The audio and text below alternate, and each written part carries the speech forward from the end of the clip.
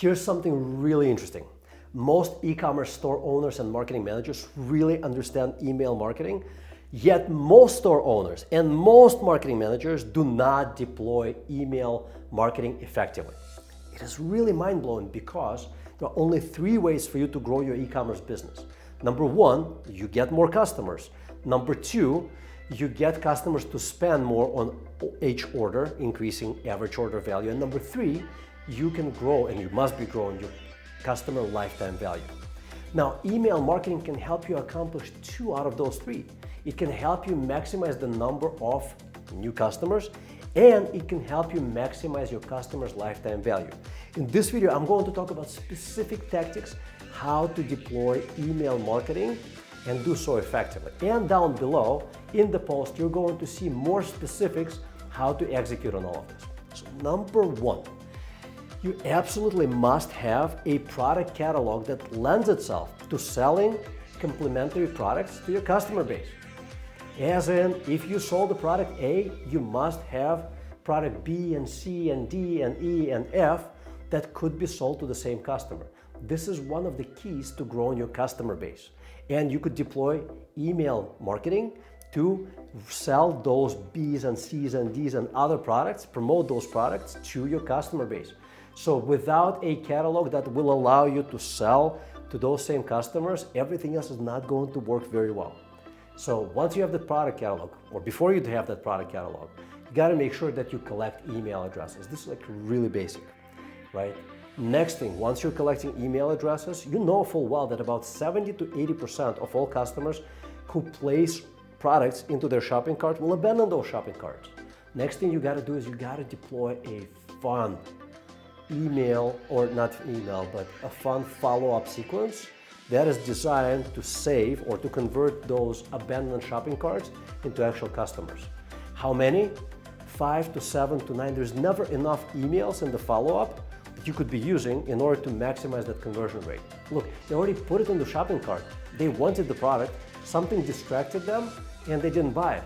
It is your job to follow up with them until they buy. So having that follow-up sequence is ridiculously important. The reason why I said it should be fun is if you're using canned email templates from, let's say, Shopify, that's just not a way to convert people. They're too dry. People just don't care about them. Make sure that you use like cool images in your follow-up emails to convert those abandoned shopping carts. Make sure that you use like fun text, actually. It says like, hey, are you still interested? Or hey, good looking shopping cart. Get in here and get another 5% off, whatever it may be. So it should be like personal. And speaking of personal, you gotta make sure that you segment out your email list. You may be selling product lines, and this only applies if you sell product lines that may have appeal to different segments of the market. Make sure that you do not send out the same canned emails to everyone, because you're more likely not to convert people of the same canned emails. Make sure that you actually segment them out and send emails that are appropriate to each segment. Next, create a content calendar. Here's what I mean by that. You are going to follow up with your customers, prospective customers, those who put something into the shopping cart or those who just gave you the email address, and existing customers. You're going to communicate with all of them on a regular basis. Look, if you think that this is going to be too much, look at like big brands like Hugo Boss. Those types of brands who are communicating with their customer base all the time via email. Why? Because they know that these communications convert. Just make sure that you speak differently, send out different emails to the existing customer base versus those who have not purchased from you yet. It's gotta be different, right? Your content calendar should always start with, well, there's a welcome email. So whenever they make that purchase, right, they get a welcome email. If they don't make the purchase but put something in the shopping cart, they get a different email, which is the recovery of abandoned cart email sequence, right? If they do not put anything into the shopping cart and they never bought anything but gave you their email address, it is a different welcome series of emails that talk to them and ensures that a percentage of those people who have given you the email address but who have not converted become actual customers. Now, going back to the content calendar, you got to make sure that in your content calendar you have many different communications planned out. When I say many, you should be communicating with people at least once a month. No, it will not be too much. Again, it will not be too much because, well, actually, the struggle is to be noticed, right? So the more often you communicate, the better. Look at like absolutely iconic marketers. They communicate with their customer base all the time. I've seen marketers communicate 365 times a year. I've seen iconic marketers communicate more than once per day, 3-4 times per day, as in like 1,500 potential communications per year. And no one has like, or majority of their customer base, majority of their followers, don't banish them because of over communication. People like to hear from people and brands that they actually like. So you have to have like a pretty full calendar of various content. You don't have to start out that way because that might be very difficult to create, but you have to be mindful that your content calendar should be pretty full. What do you put in that content calendar? Well, aside from welcome emails and abandoned shopping cart, a follow-up sequence, you have to have content that's actually valuable to your customers. So let's say if you're selling like performance athletic gear, you're going to create content that's useful to athletes. So for example, if you sell stuff for runners or bodybuilders or anybody else, people who are conscious of losing weight, focused on losing weight, anything like that, you want to send them plenty of content that's very useful to them. What type of content? Well, it could be written content, or it could be video content, or it could be both. Whatever you think is going to work best with your customer base. But it has to be valuable to them. Make sure that most of the content that you send out, or most of the emails that you send out, are actually valuable to them rather than promotional in nature. What should be the split? Well, we really like the split of like 85-15. 85% of your email communications are value, 15 are promotions. That way, they're not just going to look at you as somebody who just tries to sell them and sell them and sell them and sell them.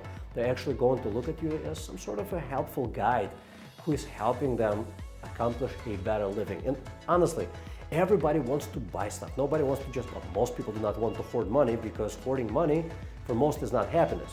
It's buying stuff that makes us happy.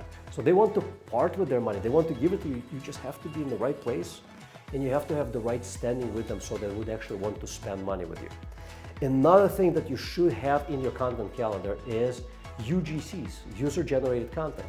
So whenever you have customers who are creating that content, you have to ask them to create that content. Those are product reviews, video testimonials, videos of them unpackaging your products or setting up your products or using your products. Make sure that you send your customer base those videos and say, hey, here's a video created by Greg who recently bought XYZ product and blah, blah, blah, right? So you want to share all of those things and put them into your content calendar so there's plenty of stuff that you're going to share. Now, the final piece of advice I'm going to give you on proper implementation of all of this, when you deploy all of that content, make sure that you test the effectiveness of that content. Do not assume that it's going to produce massive amount or any sales at first. You first have to give before you start receiving. This is something that will begin to snowball over time. You just have to put yourself out there, create all this content and send it out there, and you will rest assured that results will start pouring in. But to make sure that you get the best results, you absolutely have to test.